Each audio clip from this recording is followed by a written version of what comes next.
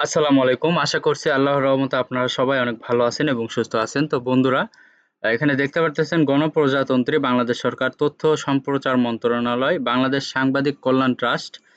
এখান থেকে নতুন আরেকটি নিয়োগ বিজ্ঞপ্তি প্রকাশ করা হয়েছে। তো এই বিজ্ঞপ্তিটিতে আপনারা ১ থেকে ৮ নাম্বার ক্যাটেগরি পর্যন্ত প্রায় ৮ টি ক্যাটেগরিতে আবেদন করতে পারবেন।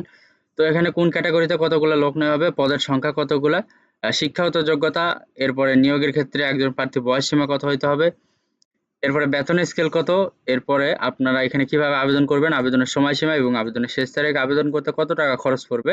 তো সবকিছু আজকের এই ভিডিওতে থাকবে। আশা করব ভিডিওটি আপনারা প্রথম থেকে শেষ পর্যন্ত দেখতে থাকবেন। তাহলে ভিডিওর সকল টপিক আপনি সুন্দরভাবে বুঝতে পারবেন। তো আপনি যদি আমার এই ভিডিওতে নতুন দর্শক হয়ে থাকেন, আপনাকে অসংখ্য ধন্যবাদ আমার ভিডিওতে আসার জন্য এবং ভিডিওটি দেখার জন্য। তো ভিডিওটি ভালো লাগলে অবশ্যই লাইক, কমেন্ট এবং শেয়ার করবেন। আর আমার ইউটিউব চ্যানেল আনলিমিটেড জব ইনফোভিডি চ্যানেলটি অবশ্যই সাবস্ক্রাইব করে রাখবেন এরকম নিত্য নতুন নিয়োগ বিজ্ঞপ্তি পেতে। তো বন্ধুরা, আজকের এই ভিডিওটি চলুন শুরু করা যাক। তো এখানে দেখতে পারতেছেন যে বাংলাদেশ সাংবাদিক কল্যাণ ট্রাস্ট এর নিম্নবর্ণিত স্থায়ী পদসমূহে সরাসরি নিয়োগের লক্ষ্যে পদের পাশে বর্ণিত শর্ত সাপেক্ষ যোগ্যতা সম্পন্ন বাংলাদেশের প্রকৃত নাগরিকের নিকট হতে অনলাইনে নির্ধারিত সময়ের মধ্যে আবেদনপত্র আহ্বান করা যাচ্ছে। তো এখানে আপনারা বাংলাদেশের সকল জেলা থেকে ছেলে-মেয়ে উভয় প্রার্থী আবেদন করতে পারবেন। তো এখানে ১ নাম্বার রয়েছে উপপরিচালক প্রশাসন অর্থ। এখানে বেতন স্কেল ধরা হয়েছে ৩৫,৫০০ থেকে ৬৭,০১০ টাকা। এখানে সর্বোচ্চ বয়সসীমা ধরা হয়েছে ৪০ বছর। এখানে একটি লোক নিয়োগ করা হবে। শিক্ষাগত যোগ্যতা কোনো শিক্ষিত বিশ্ববিদ্যালয় হতে ব্যবসায় শিক্ষা, সামাজিক বিজ্ঞান অনুষদভুক্ত কোনো বিষয়ে প্রথম শ্রেণী বা সমমানের সিজিপিএ সহ স্নাতকোত্তর ডিগ্রি বা দ্বিতীয় শ্রেণীর স্নাতকোত্তর সহ দ্বিতীয় শ্রেণীর স্নাতকোত্তর ডিগ্রি অথবা ৪ বছর মেয়াদী দ্বিতীয় শ্রেণীর স্নাতক সম্মান ডিগ্রি এবং সরকারি স্বায়ত্তশাসিত প্রতিষ্ঠানের সহকারী পরিচালক প্রশাসন সহকারী পরিচালক অর্থ হিসাবে অন্যতম ৭ বছরের অভিজ্ঞতা থাকতে হবে। এরপর ২ নাম্বার রয়েছে সহকারী পরিচালক প্রশাসন। এখানে বেতন স্কেল ২২,০০০ থেকে ৫৩,০৬০ টাকা। এখানে সর্বোচ্চ বয়সসীমা ৩০ বছর। এখানে আপনারা একটি পদে আবেদন করতে পারবেন বা একটি লোক নিয়োগ করা হবে। তো শিক্ষাগত যোগ্যতা কোনো শিক্ষিত বিশ্ববিদ্যালয় হইতে ব্যবসায় শিক্ষা বা সামাজিক বিজ্ঞান অনুষদভুক্ত কোনো বিষয়ে প্রথম শ্রেণী বা সমমানের সিজিপিএ সহ স্নাতকোত্তর ডিগ্রি বা দ্বিতীয় শ্রেণীর স্নাতক সহ দ্বিতীয় শ্রেণীর স্নাতকোত্তর ডিগ্রি অথবা ৪ বছর মেয়াদী দ্বিতীয় শ্রেণীর স্নাতক সম্মান ডিগ্রি থাকতে হবে। এরপর ৩ নম্বরে আছে আইসিটি অফিসার। এখানে বেতন স্কেল ১৬,০০০ থেকে ৩৮,৬৮০। তো এখানে আপনাদের সর্বোচ্চ বয়সসীমা ৩০ বছর। এখানে একটি লোক নিয়োগ করা হবে। তো শিক্ষাগত যোগ্যতা শিক্ষিত বিশ্ববিদ্যালয় হতে কম্পিউটার সায়েন্স বা কম্পিউটার সায়েন্স অ্যান্ড ইঞ্জিনিয়ারিং বা ইলেকট্রিক্যাল অ্যান্ড ইলেকট্রনিক্স ইঞ্জিনিয়ারিং বা ইনফরমেশন অ্যান্ড কমিউনিকেশন টেকনোলজি সংশ্লিষ্ট বিষয়ে প্রথম শ্রেণী বা সমমানের সিজিপিএ সহ স্নাতকোত্তর ডিগ্রি বা দ্বিতীয় শ্রেণী অথবা সমমানের সিজিপিএতে স্নাতক সম্মান ডিগ্রি সহ দ্বিতীয় শ্রেণীর স্নাতকোত্তর ডিগ্রি বা ৪ বছর মেয়াদী ন্যূনতম দ্বিতীয় শ্রেণীর স্নাতক সম্মান ডিগ্রি থাকতে হবে এবং কোনো স্বীকৃত আইসিটি সম্পর্কিত প্রফেশনাল ইনস্টিটিউটের সদস্যপদ থাকতে হবে। এরপরে ৪ নাম্বার রয়েছে ব্যবস্থাপনা পরিচালকের ব্যক্তিগত সহকারী। এখানে বেতন স্কেল ১১,০০০ থেকে ২৬,৫৯০। তো এখানে সর্বোচ্চ বয়সসীমা ৩০ বছর। এখানে একটি লোক নিয়োগ করা হবে। তো শিক্ষাগত যোগ্যতা কোনো শিক্ষিত বিশ্ববিদ্যালয়তে যেকোনো বিষয়ে দ্বিতীয় শ্রেণীর স্নাতক বা সমমানের ডিগ্রি, কম্পিউটার ব্যবহার সংক্রান্ত ওয়ার্ড প্রসেসিং, ডাটা এন্ট্রি ও টাইপিং ইত্যাদি সর্বনিম্ন গতি হতে হবে নিম্নরূপ যথা বাংলা প্রতি মিনিটে ২০ এবং ইংরেজিতে ২০ শব্দের গতি থাকতে হবে। এরপরে ৫ নাম্বার হচ্ছে হিসাব রক্ষক। এখানে বেতন স্কেল ধরা হয়েছে ১০,২০০ থেকে ২৪,৬৮০। তো এখানে সর্বোচ্চ বয়সসীমা ৩০ বছর। এখানে একটি লোক নিয়োগ করা হবে।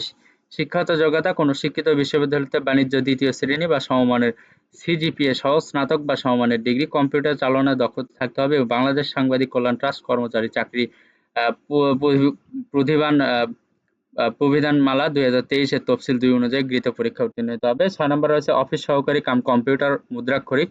এখানে বেতন স্কেল ধরা হয়েছে ৯,৩০০ থেকে ২২,৪৯০। তো এখানে সর্বোচ্চ বয়সসীমা ৩০ বছর। এখানে ২ টি লোক নিয়োগ করা হবে। শিক্ষাগত যোগ্যতা কোনো শিক্ষিত বোর্ড হতে উচ্চ মাধ্যমিক সার্টিফিকেট বা সমমানের পরীক্ষায় উত্তীর্ণ হতে হবে এবং বাংলাদেশ কর্মচারী কল্যাণ ট্রাস্ট চাকরি প্রবিধানমালা ২০২৩ এর তফসিল ৩ অনুযায়ী গৃহীত পরীক্ষা উত্তীর্ণ হতে হবে। এরপর ৭ নম্বরে আছে গাড়ি চালক। এখানে বেতন স্কেল ধরা হচ্ছে ৯,৩০০ থেকে ২২,৪৯০। তো এখানে বেতন স্কেল ধরা হয়েছে এখানে সর্বোচ্চ বয়সসীমা ৩০ বছর। তো এখানে একটি লোক নিয়োগ করা হবে। তো শিক্ষাগত যোগ্যতা কোনো শিক্ষিত বোর্ড হইতে মাধ্যমিক স্কুল সার্টিফিকেট বা সমমানের পরীক্ষা উত্তীর্ণ হতে হবে। হালকা যান চালানোয় বৈধ ড্রাইভিং লাইসেন্স থাকতে হবে। সুস্বাস্থ্যের অধিকারী ও গাড়ি চালানোর অভিজ্ঞতা সম্পন্ন এবং বাংলাদেশ সাংবাদিক কল্যাণ ট্রাস্ট কর্মচারী চাকরি প্রবিধানমালা ২০২৩ এর তফসিল ৪ অনুযায়ী গৃহীত পরীক্ষা উত্তীর্ণ হতে হবে। এরপরে 8 নাম্বার রয়েছে অফিস সহায়ক, এখানে বেতন স্কেল ৮,২৫০ থেকে ২০,০১০ টাকা। তো এখানে সর্বোচ্চ বয়সসীমা ৩০ বছর, এখানে মোট ২ টি লোক নিয়োগ করা হবে। শিক্ষাগত যোগ্যতা কোনো শিক্ষিত বোর্ড হতে মাধ্যমিক স্কুল সার্টিফিকেট বা সমমানের পরীক্ষা উত্তীর্ণ হতে হবে। তো এখানে ১ থেকে ৮ নাম্বার ক্যাটাগরিতে মোট ১০ টি লোক নিয়োগ করা হবে ১০ টি পদে। তো এখানে আবেদন ফরম পূরণে পরীক্ষা অংশগ্রহণের ক্ষেত্রে নিম্নবর্তী শর্তগুলো অবশ্যই অনুসরণ করতে হবে। এখানে দেখতে পাচ্ছেন অনলাইন আবেদনপত্র পূরণ সংক্রান্ত নিয়মাবলী শর্তাবলী রয়েছে। পরীক্ষায় অংশগ্রহণে ইচ্ছুক ব্যক্তি এই লিঙ্কে ক্লিক করে আপনাকে আবেদন করতে হবে। তো আবেদনপত্র পূরণ ও ফি জমা দানের শুরুর তারিখ ও সময় হচ্ছে ৩০/৬/২০২৪ সকাল ১০ ঘটিকা হইতে অনলাইনে আবেদনপত্র জমা দানের শেষ তারিখ ও সময় হচ্ছে ২৯/৭/২০২৪ বিকাল ৫ ঘটিকা। তো আপনাকে এই সময়ের ভেতরে আবেদন করতে হবে এবং আবেদনের সাথে আপনার ৩০০x৩০০ পিক্সেল একটি রঙিন ছবি এবং ৩০০x৮০ পিক্সেল একটি স্বাক্ষর আপলোড করতে হবে এবং আবেদন করার সর্বোচ্চ ৭২ ঘন্টার ভেতরে আপনাকে পরীক্ষার ফি বাবদ যে টাকা, সেই টাকা আপনাকে টেলিটক প্রিপেইড নাম্বারের মাধ্যমে পরিশোধ করতে হবে। তো এসএমএস প্রেরণ নিয়মাবলী ও পরীক্ষার ফি জমাদান প্রদান। তো এখানে দেখতে পারতেছেন যে কোন ক্যাটাগরিতে কত টাকা ফি নেওয়া হবে। তো এখানে রয়েছে ক্রমিক নম্বর ১ থেকে ২ নাম্বার পর্যন্ত পদের জন্য আপনাকে ৬৬৯ টাকা ফি প্রদান করতে হবে। ৩ নাম্বার পদের জন্য আপনাকে ৫৫৮ টাকা ফি প্রদান করতে হবে। ৪ থেকে ৭ নাম্বার পদের জন্য আপনাকে ২২৩ টাকা ফি প্রদান করতে হবে এবং ৮ নাম্বার পদের জন্য আপনাকে ১১২ টাকা ফি প্রদান করতে হবে। তো এটা আপনার সর্বোচ্চ ৭২ ঘন্টার ভেতরে, আর এই ফিটা কিন্তু অফেরতযোগ্য। আপনি ফিটা দিলে আপনি আর ফেরত পাবেন না। তো কিভাবে ফি পরিশোধ করবেন? আপনার টেলিটক প্রিপেইড নাম্বারের মাধ্যমে এইভাবে এসএমএস করবেন। এইভাবে এসএমএস করলে আপনার ফিটা তারা কেটে নিবে। আপনি যে পদের জন্য আরকি ফিটা দিবেন। দ্বিতীয় এসএমএস এ আপনি আবার দ্বিতীয় এসএমএস করবেন এইভাবে। তো দ্বিতীয় এসএমএস এইভাবে করলে তারা আপনাকে একটি ইউজার আইডি পাসওয়ার্ড দিয়ে দিবে। ইউজার আইডি পাসওয়ার্ড দিয়ে আপনি এই লিংকে ক্লিক করে লগইন করবেন। লগইন করার পরে পরবর্তীতে আপনি ইউজার আইডি পাসওয়ার্ড দিয়ে লগইন করার পরে ওখানে দেখতে পারবেন আপনার রোল নাম্বার, আপনার পদের নাম, ছবি, পরীক্ষার তারিখ, সময় ও স্থান, কেন্দ্রের নাম ইত্যাদি সম্বলিত একটি প্রবেশপত্র থাকবে। অবশ্যই সেটি ডাউনলোড পূর্বক রঙিন প্রিন্ট করে বের করে নিবেন। এটি আপনার লিখিত পরীক্ষার সময় প্রদর্শন করতে হবে এবং লিখিত পরীক্ষায় উত্তীর্ণ হলে মৌখিক পরীক্ষার সময় অবশ্যই প্রদর্শন করতে হবে। তো এটা ছাড়া কিন্তু আপনার পরীক্ষায় অংশগ্রহণ করতে পারবেন না অথবা পরীক্ষাও দিতে পারবেন না। তো শুধুমাত্র টেলিটক প্রিপেইড মোবাইল ফোন থেকে প্রাথমিক নিম্নবর্তী এসএমএস পদ্ধতি অনুসরণ করে নিজ ইউজার আইডি এবং পাসওয়ার্ড পুনরুদ্ধার করতে পারবেন এইভাবে, ঠিক আছে? তো বন্ধুরা, যদি আপনাদের এখানে শিক্ষাগত যোগ্যতা মিলে, যদি ভালো লাগে, তাহলে অবশ্যই আপনারা এখানে আবেদন করবেন। যেহেতু এখানে বাংলাদেশের সকল জেলা থেকে আবেদন করতে পারবেন, ছেলে মেয়ে উভয় প্রার্থী। তো এখন আপনাদের দেখাবো যে কি কি ধরনের কাগজপত্র লাগবে এখানে আবেদন করতে, বা লিখিত পরীক্ষার সময় কি কি কাগজপত্র নিয়ে যাইতে হবে, ঠিক আছে? তো লিখিত পরীক্ষার সময় কি কি কাগজপত্র নিয়ে যাইতে হয় সেইটা মোটামুটি সবাই জানেন। এখানে রয়েছে যে প্রার্থীর যোগ্যতা যাচাই। তো প্রার্থীকে সকল শিক্ষাগত যোগ্যতার সনদপত্র নিয়ে যাইতে হবে। প্রার্থীর যে ইউনিয়ন পৌরসভা, সিটি কর্পোরেশন, ক্যান্টনমেন্ট বোর্ডের বাসিন্দা, ইউনিয়ন পরিষদের চেয়ারম্যান হোক, সেখান থেকে আপনার চারিত্রিক বা নাগরিকত্ব সনদপত্র নিতে হবে। মহিলা কোটা ব্যতীত অন্যান্য কোটা দাবির সমর্থন প্রার্থীকে সর্বশেষ নীতিমালা অনুযায়ী কর্তৃপক্ষ কর্তৃক প্রদত্ত সনদ প্রমাণপত্রের সত্যায়িত ছায়ালিপি দাখিল করতে হবে। তো এরপরে জাতীয় পরিচয়পত্র, জন্ম সনদ প্রযোজ্য ক্ষেত্রে সত্যায়িত অনুলিপি নিতে হবে। তো এগুলোই আর কি লাগবে এবং প্রথম শ্রেণীর গ্যাজেটেড কর্মকর্তা কর্তৃক সবকিছু সত্যায়িত করে নিতে হবে।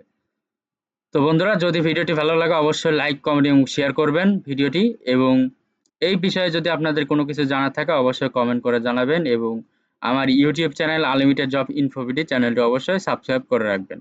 তো সবার জন্য অনেক অনেক শুভকামনা। সবাই ভালো থাকবেন, সুস্থ থাকবেন। আল্লাহ হাফেজ। দেখা হচ্ছে নতুন কোনো ভিডিওতে।